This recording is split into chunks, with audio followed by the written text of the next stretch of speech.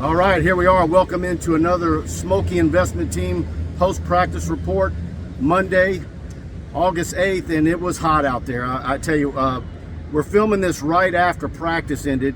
I'll go in the indoor facility to put my tripod down from Matt Denbrock, who we get at 11:45. You guys will see that later on Tiger Bait, and that air conditioning feels so good. But a lot of interesting storylines today, and the biggest, Buddy Songy, is Jerk Bernard Converse was not seen out there. Couple of guys out there today that we did not see. Jerk Bernard Converse, if you remember, had the foot in the spring. Look, it could be precautionary. Mike Jones, a little gimpy. He was out there but not doing a lot of stuff. Still no Jack Besh, no Chris Hilton, no Demarius McGee. So you're going to have some bumps and bruises. Mike, we hadn't been out here since practice 1, but this is actually practice 5. And it is hot, and this is the dog days of summer. This is a grind. The next 2 weeks, 2.5 weeks are tough on these bodies, tough on these players, but we're here to give you all the little tidbits on a Monday morning. Well, I tell you what, there's one tidbit, and of course, I don't know that it's a tidbit because there's nothing you want to jump on or draw conclusions from. But just like on Monday, everybody was drawing conclusions that Nussmeier was running with the ones in those little drills at the beginning of practice that we got to film. Well, today, Denbrock screams ones, and there goes Jaden Daniels out there with the one offensive line. I don't think that means anything, but that is interesting. And I will say I'm starting to put my odds a little higher on Jaden Daniels as time goes, and little tidbits I pick up.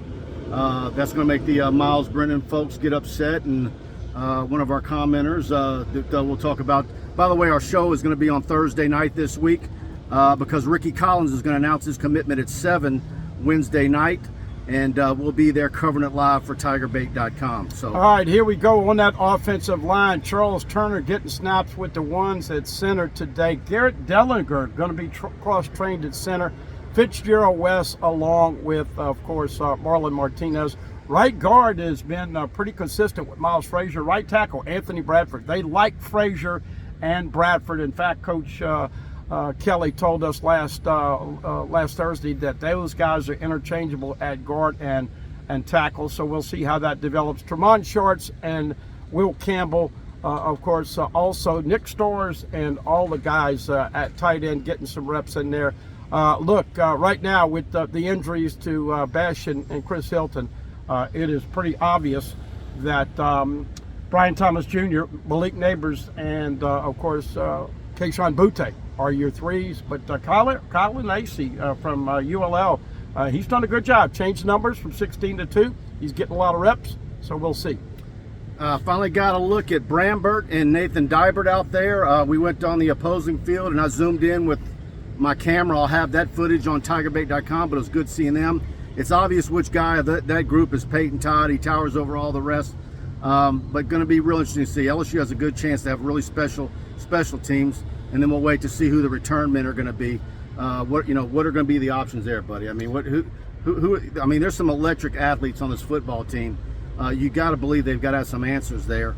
And of course, Brian Polian is he's blocked a few punts in his days at Notre Dame, and so does LSU get after a punter a little bit more as far as that end of special teams.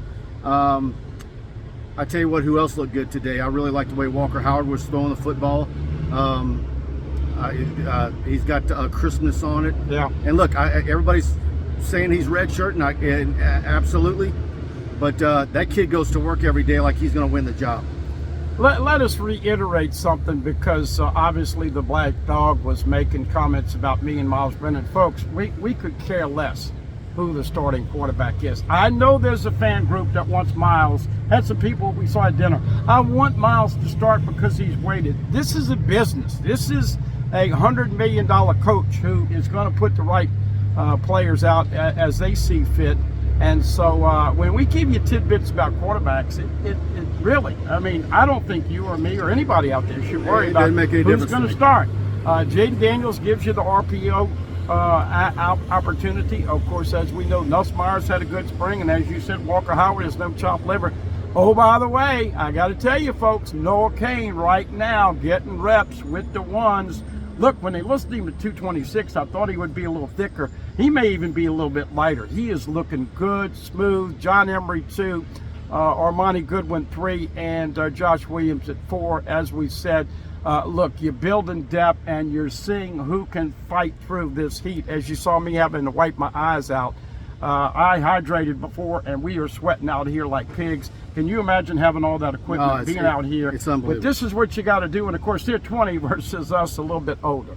All right, this Schmolke Investment Team report is brought to you by the Schmolke Investment Team. Over 45 years of combined experience in handling their clients' financial needs. In this environment, experience does matter. Call Bart or Brian at 318-448-3201. And remember, experience matters. Securities offered through LPL Financial, member FINRA/SIPC. Bart and Brian Schmolke, I've known them for several decades. No finer people on earth than those two guys.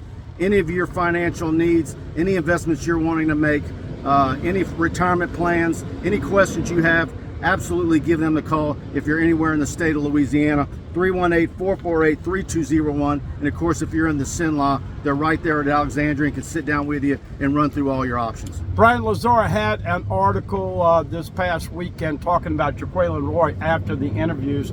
They are going to be playing a 3-4, and of course that means Allie Gay, Jaquelin Roy at nose guard, and of course big old Mason Smith. Man, when you see him, that number 0 just jumps off the page and off the tape when you see him and what he looks like. Of course, BJ Ojulari is going to, and most of you who've been around know he got the 18 this past weekend. So that's your front 4. BJ is going to stand up. He's going to put his hand in the ground. He's going to get after the passer. Obviously, Jacoby and Gilroy, we know, has lost weight. He's going to play some nose guard. Makai Wingo is going to be in there. Savion Jones, good to see him back. And I think they need a little depth behind BJ. If you look at the DBs, Seven Banks and obviously Makai Garner and all those guys out there, interesting to see. We'll get an update. We'll try to find out if Jared Bernard Converse is precautionary or if he re-injured that foot. He's a big part of this. Well, and that's scary. And you don't want to jump to conclusions, no. But you know that is already a position where when you start saying, trying to predict your record and what are the big positions that concern you the most. Bernard Converse, of course, we saw him out there on Thursday.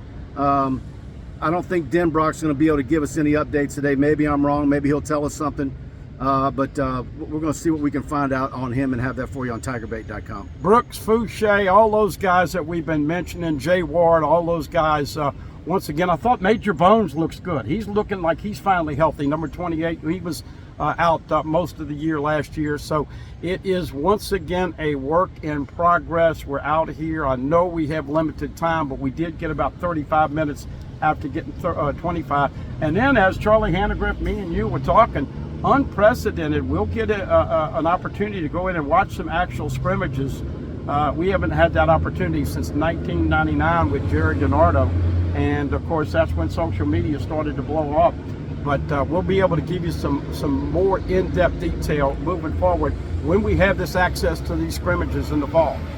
Again, watching tight ends today, watching Coach Denbrock really get individual at Mason Taylor. I think he's got a chance to be very special. And so I think that's probably just going down the line. You know, I know some people are still wondering about linebackers, but when you talk about going to that 3-4, there are a lot of options that they have that they can do with that. Yeah. And you can go big, you can go small, depending on down and distance. You can rotate guys in and give a 4-man front.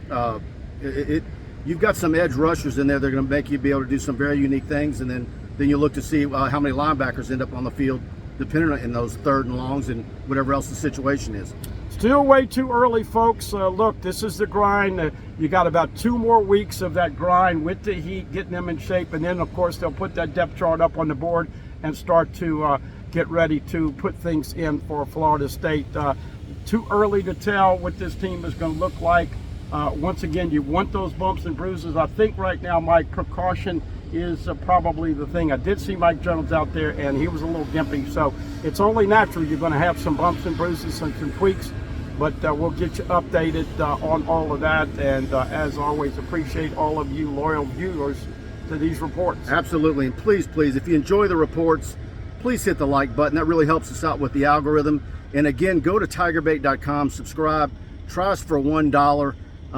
You'll really enjoy what we're kicking out, recruiting coverage. We've got a lot going on this week. Colin Jackson is going to go down on Saturday. Like I said earlier, Ricky Collins Wednesday night. We'll be live with our show on Thursday night. I'm not sure what night Preston is going to go live on YouTube, but we've got a lot going on at tigerbait.com. Brian Lazar put out a great column today rating the transfer guys. Of course, his number one, I'll give it away, was Bernard Converse, and then we come to practice and we didn't see him. So hopefully, and knock on wood, that everything's going to be okay with him. But we'll see you guys on the other side. Thanks for tuning in. And player interviews tomorrow. What's our next day out here? Yeah, next day out here is Thursday morning. There you go. All right, guys. See y'all then.